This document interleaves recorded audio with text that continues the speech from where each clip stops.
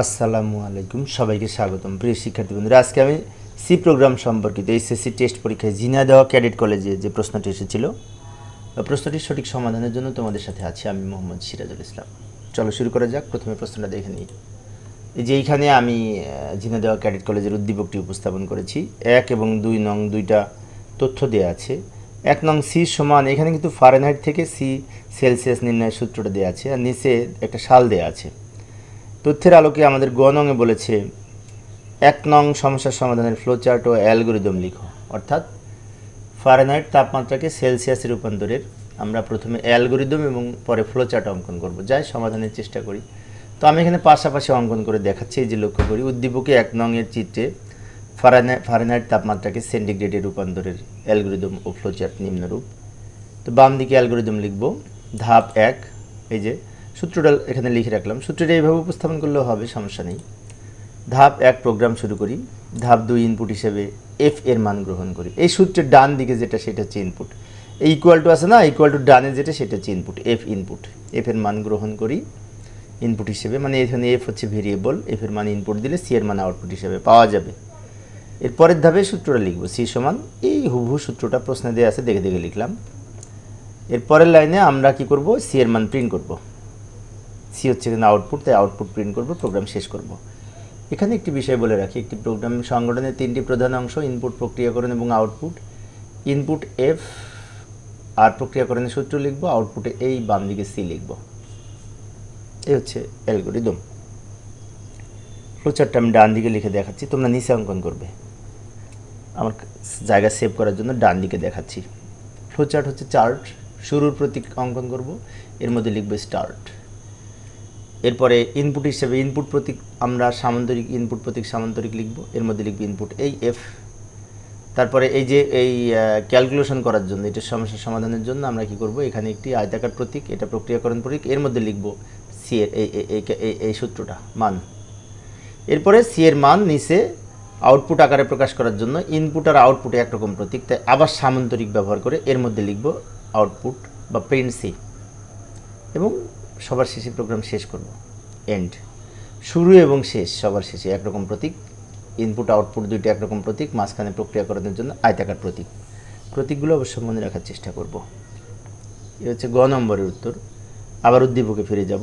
ঘ নংয়ে কি বলেছে লক্ষ্য করি। ঘ নংয়ে বলেছে উদ্দীপকে 2 নং লিপ ইয়ার কিনা তা বের করার জন্য সি প্রোগ্রাম লিখো।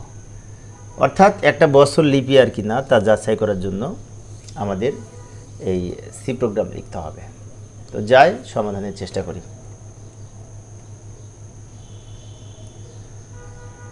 একটা বছর লিপ ইয়ার কিনা তা নির্ণয়ের সূত্র।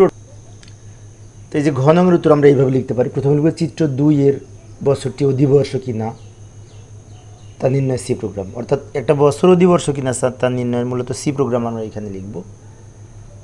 তো অধিবর্ষ কিনা তা নির্ণয়ের জন্য এই যে নিয়ম কিন্তু এইটা, এই যে এইটা লক্ষ্য করি। বছরটি যদি 400 দ্বারা বিভাজ্য হয়, মানে 400 দ্বারা ভাগ করলে যদি ভাগশেষ 0 হয়, তাহলে বছরটি লিপ ইয়ার। অথবা 4 দ্বারা ভাগ করলে ভাগশেষ 0 হয়, কিন্তু ওই বছরটি আবার 100 দ্বারা ভাগ করলে ভাগশেষ 0 হয় না, তাহলেও বছরটি লিপ ইয়ার। উপরেরটা অথবা নিচেরটা যে কোনো একটা সত্য হলে বছরটি লিপ ইয়ার।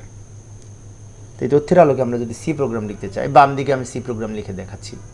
সি প্রোগ্রাম এই যে বাম দিকে আমি লিখে দেখাচ্ছি, মূলত নিচ থেকে লেখা উচিত, তো জায়গা নাই, সেজন্য আমি বাম দিকে দেখাচ্ছি। প্রথমে আমরা একটি হেডার ফাইল যুক্ত করব include stdio.h নামে। মেইন ফাংশন দিয়ে প্রোগ্রাম স্টার্ট করব, ওপেনিং কার্লি ব্র্যাকেট দিয়ে। এরপরে আমরা এখানে একটি কিওয়ার্ড লিখব। বছর যেহেতু পূর্ণ সংখ্যা, তাই আইএনটি ইন্টিজার টাইপ ডেটার জন্য আইএনটি কিওয়ার্ড নিলাম, এবং এখানে ভেরিয়েবল হিসেবে ওয়াই নিলাম। ওয়াই হচ্ছে এখানে বছর। এবার ইউজারকে আমরা এই নির্দেশ দিব ওয়াইয়ের মান ইনপুট নেওয়ার জন্য। তার জন্য আমরা এখানে প্রিন্টএফ ফাংশনের মধ্যে একটি প্যারামিটার পাস করব। এখানে লিখলাম প্রিন্টএফ হচ্ছে আউটপুট ফাংশন, এর মধ্যে লিখে দিলাম ইন্টার ইয়ার ইন্টার অ্যান ইয়ার। অর্থাৎ এই আমরা যখন প্রোগ্রামটি রান করব তখন এই লাইনটা দেখা যাবে। এখানে আমরা ওই 2002 সাল যদি ইনপুট দিই, সেটাই এখানে দিতে পারবো, সমস্যা নেই।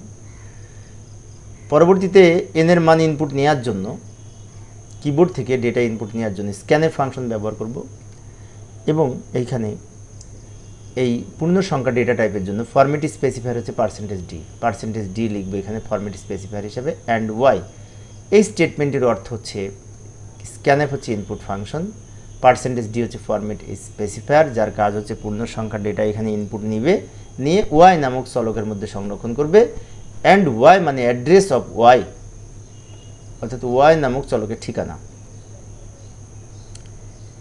এরপরে আমরা কন্ডিশন যাচাই করব। কি কন্ডিশন যাচাই করব? প্রথমে যাচাই করব 400কে 2 দ্বারা 400 দিয়ে ওই বছরটি ভাগ করলে, অর্থাৎ ওয়াইকে যদি 400 দ্বারা ভাগ করে ভাগশেষ শূন্য কিনা। এই যে ইফ, প্রথমে ইফ দিয়ে যাচাই করব। If y mod 400 double equal to 0, এখানে ডাবল ইকুয়াল টু ব্যবহার করা হয়েছে রিলেশনাল অপারেটর হিসেবে, ডাবল ইকুয়াল টু ব্যবহার করেছি। অর্থাৎ ওয়াই হচ্ছে বছর, ওই বছরটাকে 400 দ্বারা মোড করে, এখানে মোড হচ্ছে ভাগশেষ নির্ণয়ের সূত্র, ভাগশেষ যদি শূন্য হয় এটা বোঝায়, তাহলে বছরটি লিপ ইয়ার। নিচে লিখবো print a percentage d is leap year y, অর্থাৎ ওয়াই বছরটি লিপ ইয়ার। আর যদি এই কন্ডিশন ফলস হয়, মানে শূন্য না হয়, তাহলে আরেকবার কন্ডিশন চেক করব এলস ইফ দিয়ে। প্রথমে ইফ পরে এলস ইফ এখানে দুইটা কন্ডিশন একসাথে যাচাই করবে। সেটি হচ্ছে এই যে নিচেরটা 4 দ্বারা বিভাজ্য, মানে y mod 4 equal to 0, and এবং এই যে এবং 100 দ্বারা নট ইকুয়াল টু 0, 100 দ্বারা ভাগ করলে 0 হয় না, অর্থাৎ 4 দ্বারা 0 হয় কিন্তু 100 দ্বারা 0 হয় না। দুটো একসাথে যদি সত্য হয় তাহলেও বছরটি লিপ ইয়ার, আর যদি উপরে কোনোটাই সত্য না হয় তাহলে এলস এর পরে আমরা যে স্টেটমেন্টটি লিখব সেটা প্রকাশ করবে। এলস এর পরে লিখলাম printf not leap year, percentage d y বছরটি নট লিপ ইয়ার, এটা লিখে দিলাম। অর্থাৎ এইটা সত্য হলে লিপ ইয়ার, অথবা নিচেরটা সত্য হলেও লিপ ইয়ার, আর দুটাই যদি মিথ্যা হয় তাহলে নট লিপ ইয়ার। রিটার্ন 0 লিখে প্রোগ্রাম শেষ করব। তো আমরা যদি এই সূত্রের আলোকে যদি 2002 যাচাই করি, তাহলে 2002 বছরটি লিপ ইয়ার হবে না, কারণ এখানে 2 ভাগশেষ হিসেবে থেকে যাবে, ভাগশেষ শূন্য হবে না, সেজন্য 2002 বছরটি লিপ ইয়ার না। লাস্টে ব্যাখ্যায় লিখে দিব।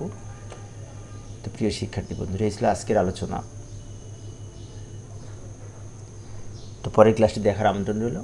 খোদা হাফেজ।